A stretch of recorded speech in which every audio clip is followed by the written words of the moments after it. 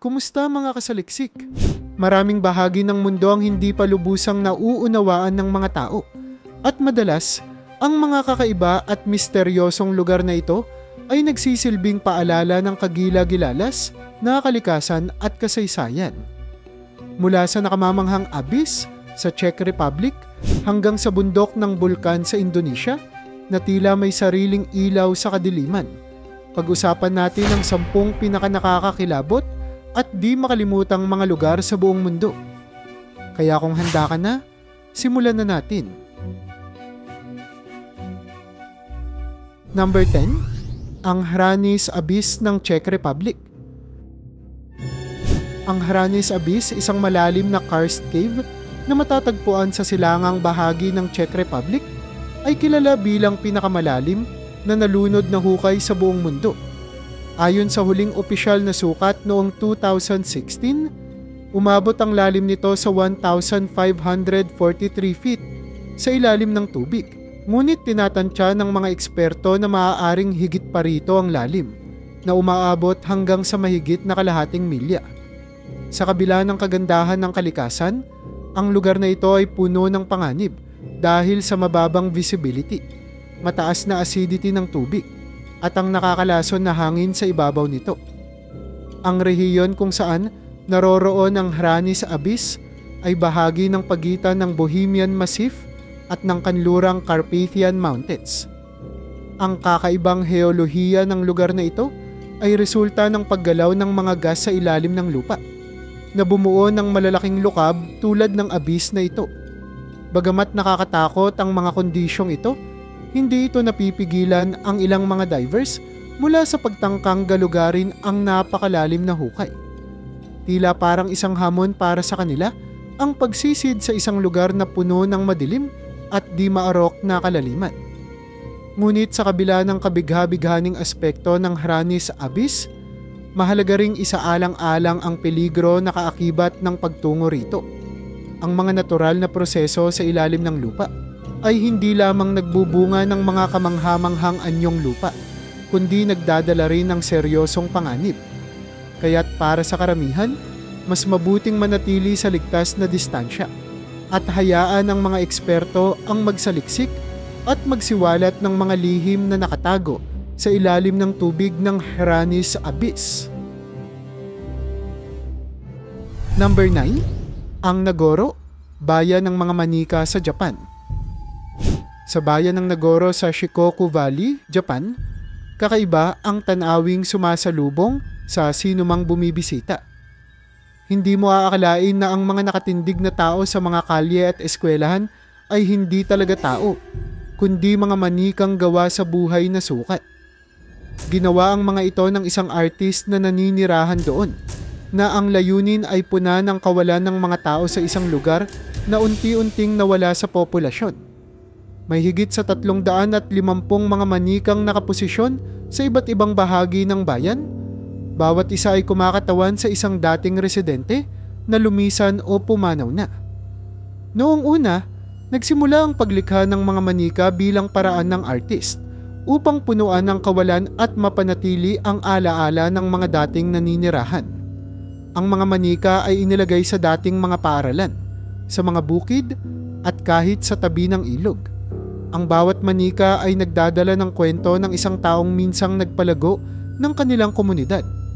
Subalit, ang mapanlikhang paraan ng pag-alala ay hindi maitatangging may kalakip ding pagkamisteryoso. Sa katahimikan ng Nagoro, tila mas nagiging buhay ang mga manikang ito habang unti-unti namang nababalot ng damot alikabok ang mga istruktura ng dating masiglang na yon. Bagamat ang mga manikang ito ay simbolo ng pagtatangkang buhayin ang alaala ng bayan, hindi rin maiiwasan ng ilan ang maalarma. Hindi lahat ay sanay makita ang mga manikang tila nagmamasid, lalo na kung gabi at tahimik ang paligid.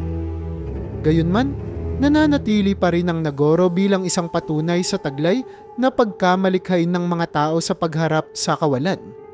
Isang lugar kung saan ang sining ay hindi lamang para sa sining, kundi bilang isang paraan upang magbigay pugay sa nakaraan. Number 8. Ang Hill of Crosses sa Lithuania. Ang Hill of Crosses sa Lithuania ay isang kilalang lugar na puno ng misteryo at kasaysayan. Sa unang tingin, makikita mo ang libu-libong krus. Bawat isa'y naiiba sa hugis, laki at materyales. Sa likod ng tanawing ito ay nakatago ang kwento ng katatagan at pananampalataya ng mga tao sa lugar. Nagsimula ang tradisyong ito noong kalagitnaan ng 1800s, nang unang inilagay ang mga krus bilang simbolo ng pag-alala sa mga namatay na biktima ng isang pag-aalsa. Sa paglipas ng panahon, ang burol ay naging tanyag na simbolo ng pag-asa at paglaban sa pang-aapi. Lalo na noong panahon ng Soviet Union, kung kailan sinubukang alisin ng pamahalaan ang mga krus. Subalit palaging may mga taong nagbabalik nito tuwing gabi. Para sa maraming tao, ang Hill of Crosses ay isang banal na lugar na sumasalamin sa kanilang pananampalataya. Ang makapal na pagkakapatong-patong ng mga krus ay nagpapakita ng pagkakaisa ng komunidad sa kabila ng mga pagsubok. Sa kabila ng sinasabing nakakakilabot na aura ng lugar, marami pa rin ang bumibisita dito, hindi lamang para magdasal, kundi para alamin ang kasaysayan at mga kwento sa likod ng bawat krus. Bawat paglalakad sa makipot na mga daan ng burol ay tila paglalakbay sa kasaysayan ng bansa, kung saan bawat hakbang ay may dalang aral tungkol sa tapang at pananampalataya ng mga Lithuanian. Gayunman, hindi may kakaila na may ilang mga bisitang nakakaramdam ng kakaibang pakiramdam habang naroroon. Ang pagsisiksika ng mga krus at ang tahimik na kapaligiran ay maaaring magdulot ng kaunting kaba. Ngunit sa kabila nito, ang Hill of Crosses ay nananatiling mahalagang pookdasalan at tagpuan ng kasaysayan. Isa itong natatanging paalala ng kung paano ang pananampalataya at pagkakaisa ay makakalikha ng isang makapangyarihang simbolo na nagbubuklod sa mga tao sa loob ng maraming henerasyon. Number 7. Ang Centralia, Pennsylvania, bayan ng walang hanggang apoy. Sa unang tingin, ang Centralia sa Pennsylvania ay parang ordinaryong bayan lamang. Ngunit may lihim itong taglay. Isang apoy na patuloy na nag-aalab sa ilalim ng lupa ng mahigit 50 taon.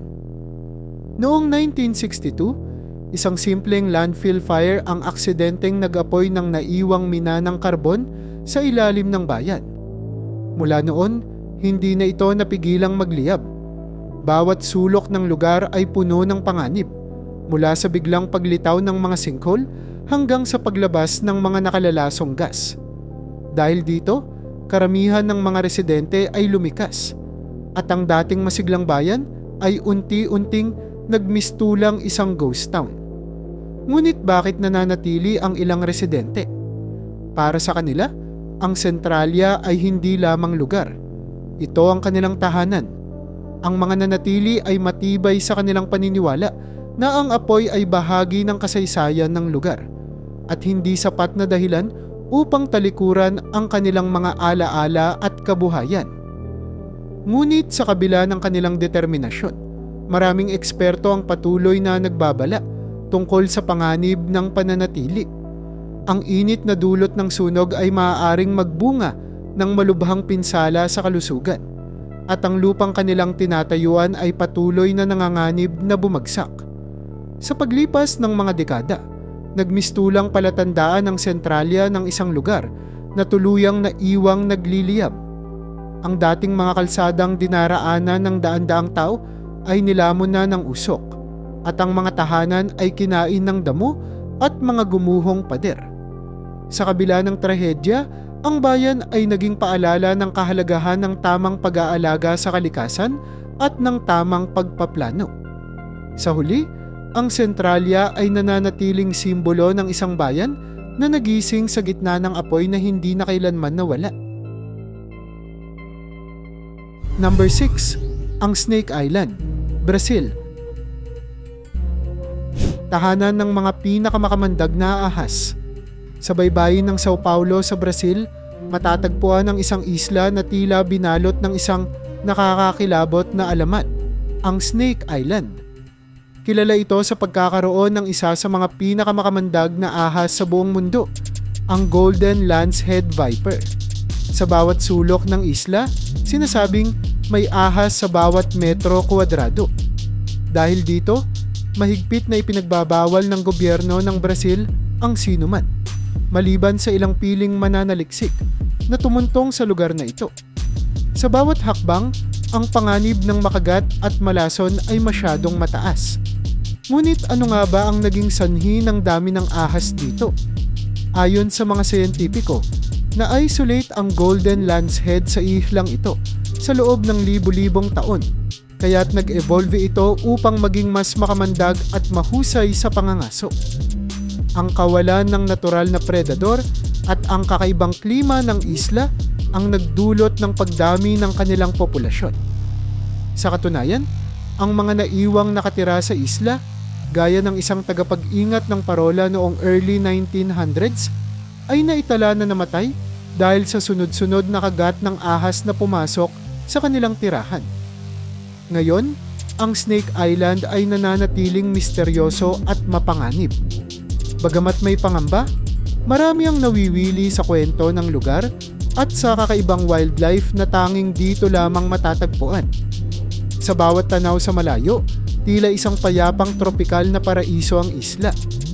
Subalit, sa ilalim ng malabughaw na kalangitan at lunti ang paligid, nagkukubli ang isang mundo ng lason at panganib na pinananatiling lihim sa karamihan.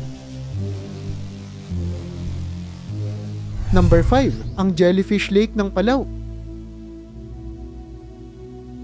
Sa isang pulo sa Palau, matatagpuan ang isang kakaibang lawa na hindi katulad ng iba, ang Jellyfish Lake. Napapalibutan ito ng lunti ang kalikasan at kilala sa mga natatanging nilalang na nananahan dito. Sa loob ng tubig ng lawa, makikita ang dalawang pangunahing uri ng jellyfish, ang golden jellyfish at ang moon jellyfish. Ang kakaiba sa mga jellyfish na ito ay hindi sila nakakakagat ng tao.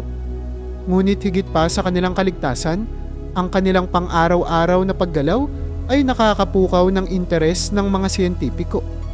Sila'y sumusunod sa sikat ng araw, lumalangoy kasabay ng pagbago ng liwanag upang makakuha ng enerhiya mula sa mga algae sa kanilang katawan.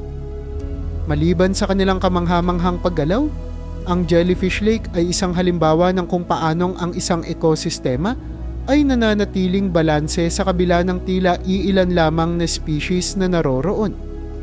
Ang kapaligiran nito ay nagsisilbing test site para sa mga eksperto upang maunawaan ang epekto ng klima at ng pagbabago sa ekolohiya. Sa bawat ulat na kanilang isinusulat, natutuklasan ang iba't ibang aspeto ng kalikasan na tanging sa mga lugar tulad ng Jellyfish Lake lamang makikita. Sa kabila ng pagiging tanyag nito bilang isang natural na himala, ang lawa ay protektado ng mga lokal na batas at alituntunin. Ang mga bisita ay kailangang sumunod sa mahigpit na mga regulasyon upang mapanatili ang kalinisan at kasagraduhan ng lugar. Dahil dito, nananatili ang Jellyfish Lake bilang isang natatanging paraiso, isang buhay na laboratorio ng kalikasan, at isang paalala ng kagandahan at pagkakabuklod ng mga elemento ng mundo. Number 4, ang Tianzi Mountains ng China. Sa probinsya ng Hunan, China, makikita ang Tianzi Mountains, isang lugar na tila hinango mula sa isang engkantadong kwento. Kilala ito sa mga nakamamanghang tanawin na parang diretso mula sa mga pintura ng tradisyonal na Chino. Ang mga matatarik na taluktok ng bundok ay nababalutan ng ulap, nag-iiwan ng ilusyon na parang lumulutang ang mga bundok sa kalangitan. Dahil dito, ang lugar ay naging isa sa mga pangunahing destinasyon ng mga turista at ng mga mahilig sa kalikasan. Gayon din ng mga photographer na nais makuha ang perpektong larawan ng kagandahang ligaw. Ngunit ang Tianzi Mountains ay hindi lamang tungkol sa magagandang tanawin. Ang lugar ay tahanan ng tinatawag na Four Wonders ng kalikasan. Ang Sea of Clouds, ang nagliliwanag na sinag ng buwan, ang maaliwalas na sikat ng araw, at ang niebe sa taglamig. Ang kakaibang kombinasyon ng mga elementong ito ang nagdadagdag ng misteryo at ganda sa lugar. Sa bawat pagbisita, tila ba ang bawat araw ay nagdadala ng bagong larawan? Isang bagong kwento na ikukwento ng kalikasan sa mga mata ng tagapanood. Sa kabila ng kasikatan nito, may mga bahagi ng Tianzi Mountains na nananatiling hindi gaanong naaabot ng mga turista. Ang Xintang Gulf, halimbawa, ay isang mahiwagang bahagi na walang malinaw na landas patungo rito. Para sa mga nais magpunta, kinakailangan ng tapang at kasanayan sa pag-akyat. Gayunman, ang Gantimpala ay isang tanawin na bihirang masilayan ng mata, isang alaala na dadalhin ng bisita habang buhay. Number 3, ang The Spotted Lake ng Canada. Ang The Spotted Lake sa British Columbia, Canada ay isang natatanging tanawin na tila kinuha mula sa ibang mundo.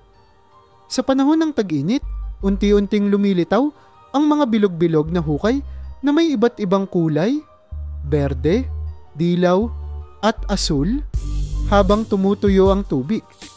Ang mga kakaibang anyo nito ay dulot ng napakataas na konsentrasyon ng iba't ibang mineral tulad ng magnesium sulfate, calcium, at sodium sulfate. Dahil dito, bawat bilog ay may kanya-kanyang kulay na bumubuo ng isang polka dot na pattern na tila iniwan ng isang higanteng pintor sa kalikasan. Hindi lamang nakakaakit sa mata ang The Spotted Lake. Ito rin ay may malalim na kahalagahan para sa mga katutubo sa lugar. Itinuturing itong banal na puok ng Okanagan Nation. Ayon sa kanilang paniniwala, bawat bilog ay may tiyak na kahulugan at ang tubig dito ay pinaniniwalaang may taglay na nakapagpapagaling ng mga katangian.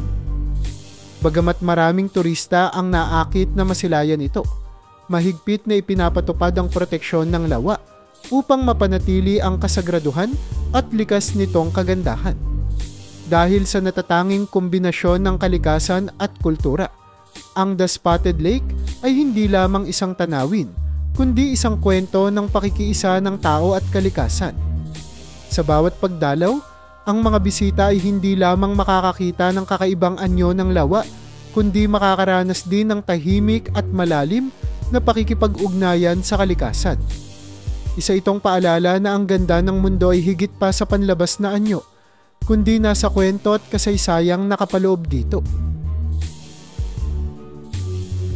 Number 2, ang Christ of the Abyss sa Italia, isang immortal na imahen sa kailaliman. Sa ilalim ng dagat ng Mediterranean Sea, malapit sa Portofino sa Italia, matatagpuan ang isang pambihirang obra maestra, ang Christ of the Abyss. Ang estatwang ito, gawa sa tanso ng Italian sculptor na si Guido Galletti, ay may taas na 8 talampakan at inilubog sa tubig noong 1954. Sa tuwing tatama ang sikat ng araw sa estatwa mula sa itaas, nagmumula ang isang napakagandang tanawin. Tila naglalagablab ang liwanag sa paligid nito at ang imahe ni Kristo ay nagiging mas makapangyarihan. Ang Christ of the Abyss ay hindi lamang isang estatwa. Ito ay naging simbolo ng pag-asa at pananampalataya para sa mga divers at mangingisda sa lugar. Bukod dito, ito ay isang sentro ng turismo at pananaliksik.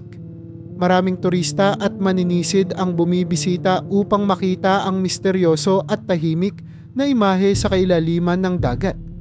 Dahil sa maingat na pag-aalaga at regulasyon, nananatiling malinaw ang tubig sa paligid ng estatwa na nagbibigay daan para sa mas magandang tanawin. Ang imaheng ito ay isang patunay na kahit sa kailaliman ng dagat, maaaring magkaroon ng sining at espiritual na kahulugan.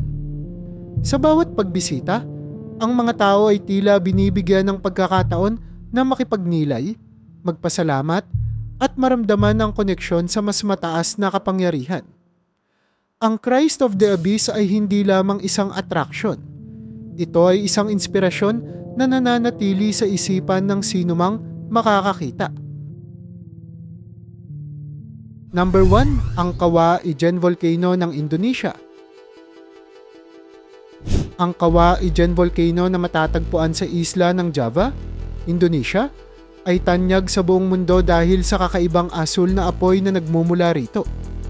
Ang asul na apoy na nagmumula sa pagbuga ng mainit na sulfur gas na nagiging likido sa malamig na hangin ay isang pambihirang tanawin na masisilayan lamang sa ilang lugar sa mundo. Sa gabi, tila nagbabaga ang kabundukan habang ang maliwanag na asul na liwanag ay naglalaro sa paligid ng bunganga ng bulkan. Hindi lamang ito isang visual na kamangha-mangha, kundi isang patunay ng dynamic na kalikasan ng ating mundo. Bukod sa asul na apoy, ang lugar na ito ay may isa pang natatanging tampok, ang lawa na puno ng turkesa at asul na tubig. Subalit, ang tubig sa lawa na ito ay napaka-acidic. Sa katunayan, ito ang pinaka-acidic na lawa sa buong mundo, na may pH na umaabot sa 0.5. Ang matinding acidity nito ay dulot ng mataas na konsentrasyon ng mga natutunaw na mineral na nagdadagdag sa kakaibang kagandahan ng lawa. Bagamat maganda, ito ay lubhang mapanganib. Isang patak lamang ng tubig mula sa lawa ay maaaring makasira sa balat. Para sa mga bisita at siyentipiko, ang Kawayan Volcano ay hindi lamang isang destinasyon kundi isang bukas na aklat ng natural na agham. Ang mga kaganapan sa lugar na ito ay nagiging inspirasyon para sa mga pananaliksik tungkol sa geothermal energy, pagsusuri ng mineral, at pag-unawa sa mga aktibong bulkan. Sa kabila ng panganib, marami ang patuloy na naaakit sa natatanging kagandahan at misteryo ng Kawayan. Sa bawat pagbisita, ang tanawin ay nagiging paalala ng kung gaano kalakas, kaganda, at delikado ang ating mundo.